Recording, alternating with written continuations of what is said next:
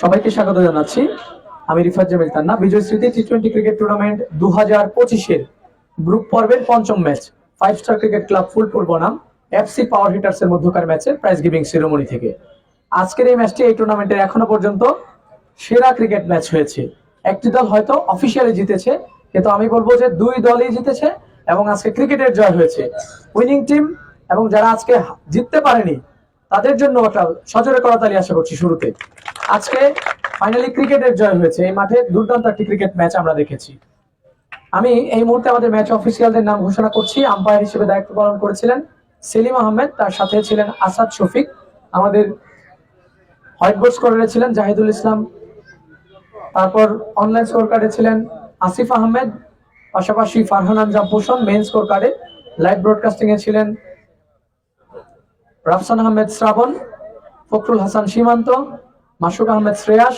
কমেন্ট্রিতে আমরা দুজন, শিহানুর রহমান শিহান এবং আমি রিফাত জামিল তান্না। সকল অফিসিয়ালদের জন্য একটা করতালি আশা করছি। আর ভেরি টাফ টাইম হলেও আমাকে ডাকতেই হচ্ছে 5 স্টার ক্রিকেট ক্লাব ফুলপুরের সম্মানিত অধিনায়ক স্নেহাস্পদ তানভীর আহমেদ সোহাগ, সামনে আসতে অনুরোধ করছি। ভেরি আনফরচুনেট সোহাগ, আমি জানি যে ক্রিকেট এটা তো স্বাভাবিকভাবেই ভেরি ইমোশনাল টাইম, তারপরে এজ এ প্রফেশনাল হিসেবে অ্যাডাপ্ট করাটা এটাই হচ্ছে স্বাভাবিক ব্যাপার। আমি একেবারে সংক্ষিপ্ত আকারে বলতে চাই, এই ম্যাচ নিয়ে কোনো ব্যাখ্যাতেই যেতে চাই না। চমৎকার ম্যাচ হয়েছে। প্রথমে ব্যাট করে এনাফ রান সংগ্রহ করেছিল প্রতিপক্ষ, সেই রানটা চেস করার জন্য আপনারা খুব খুব সহজেই একটা ভালো অবস্থানে ছিলেন। পরবর্তীতে তাদের ব্রেক থ্রুর মাধ্যমে পরবর্তীতে তাদের বোলাররা দুর্দান্ত ভাবে কাম ব্যাক করেছে। এটার ব্যাখ্যাটা আসলে দেওয়াটা একটু ডিফিকাল্ট। তারপরে বলবো যে কি মনে হয়েছে আসলে।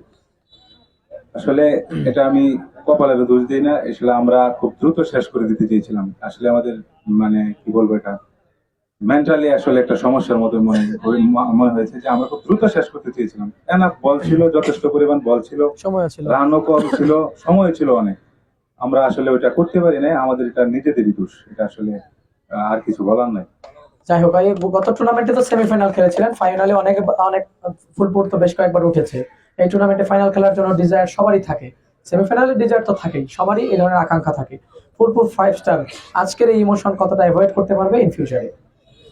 আসলে সাময়িক ভাবে এটা খুব কষ্টের, তবে এটা মেনে নিতে হবে। এটা আসলে আমাদের হারি, আর এক দল জিতবে এক দল হারবে, এটাই স্বাভাবিক। আমরা আসলে আমাদের সেরাটা দিতে পেরেছি, কিন্তু আমাদের মেন্টালি যে প্রিপেয়ারটা ওটা আমরা ম্যাচে অ্যাপ্রুভ করতে পারি নাই, যার জন্য আমাদের আজকের এই হার। আর সবচেয়ে বড় কথা হলো বিপক্ষ টিমও ভালো খেলছে, তারা আমাদেরকে খুব চাপে রাখছে। আর আমরাও আর্লি খুব বাজে ভাবে যে শটটি না খেললেই নয়, এই শটগুলা খেলে উইকেট গুলা দিয়ে এসেছি, যার জন্য তারাও আমাদেরকে খুব শক্তভাবে ধরে রেখেছে। যাই হোক।